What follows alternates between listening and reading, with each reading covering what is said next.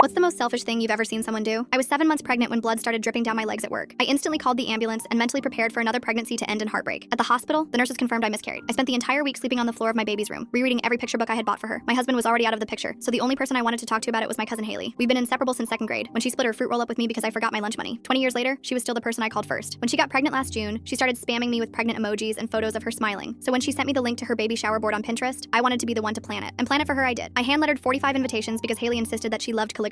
Coordinated dietary restrictions for 32 guests, including her mother-in-law's bizarrely specific no foods that start with P rule. But I figured it was worth it, because me and Haley were talking more than we had in years, and I felt like I was getting my best friend back. But when I called Haley about my miscarriage 2 weeks before her baby shower, she went quiet. I expected her to tell me everything would be okay, or at least just listen to me. But no, she just muttered, "Oh dang, that really sucks," and I could hear her acrylic nails clicking on the screen like she was busy texting someone else. After a few more moments of silence, she spoke again. "Well, don't stress about it. I can always find a new planner for my baby shower," she said before hanging up. She didn't even ask if I was okay. I told myself that she was probably just too busy with her pregnancy to comfort me. And after a few days, there was a knock at the door. It was Haley, carrying a huge basket of expensive candles, flowers, and homemade cookies that were fresh from the oven. It was the most love I had felt since the miscarriage. I gave her a huge hug, but instead of hugging me back, she stood there with her arms glued to her sides. "Can we talk?" she asked. Her voice was cold. The room went silent. "This is hard to say, but I think you should sit this one out. The baby shower, as in, my mom thinks it's bad luck to have someone who miscarried at a baby shower. I don't agree, but I do think you'll bring the vibes down." I tried to reassure her, to tell her that not even a miscarriage could stop me from being happy for her. Her smile stayed frozen while she made little sounds, the kind you make when you're waiting for someone to stop talking. And in just minutes, she was rushing out the door, pretending like she had somewhere to be at 10 p.m. on a Tuesday night. The next morning, I woke up to a text that made my blood run cold. "Hey, my love, I just wanted to make sure we were clear about the baby shower sitch. You know the way you're super fragile and a crybaby sometimes? Well, I'd feel terrible if you broke down at my shower. My sister will collect the supplies tomorrow. Thanks. 3 weeks of handmade paper flowers, $800 in decorations, 45 hand-lettered invitations, and she reduced it all to a pickup like I was a party supply store. When the day of the baby shower came, I spent most of the day having a depression nap. When I woke up at 8 p.m., I checked my phone and cried my eyes out. Everyone was posting themselves on their story beside the chocolate fountain, thanking Haley's sister Amy for planning the whole thing. That's when I knew I didn't just lose my baby. I lost my best friend too. In a moment of rage, I blocked Haley on everything and disabled all of my social media accounts. Permanently. Update. The whole thing made me realize that everyone in my life was really shitty LOL. So I started fresh. I'm now remarried to the love of my life and even have a baby of my own. Everything was going well until 6 months ago. Amy, Haley's sister, called me telling me she was pregnant. I wasn't sure why she was calling me until she asked me to be her godmother. I paused, thinking it was some kind of sick joke. "Why don't you ask Haley? After all, she's your sister." "Exactly," she interrupted. "She's my sister, which is why I know exactly what kind of person she is. What she did to you is disgusting. I want my daughter to have a godmother who shows up for people even when life is hard." The christening was beautiful. I'd helped Amy with everything, and unlike Haley, she appreciated it a lot. And halfway through the ceremony, I heard the click of heels on marble. Haley had left through the side door. I didn't realize it yet, but Amy's decision had stung Haley, and she was going to make sure it backfired. Hard. Full story on channel, link below.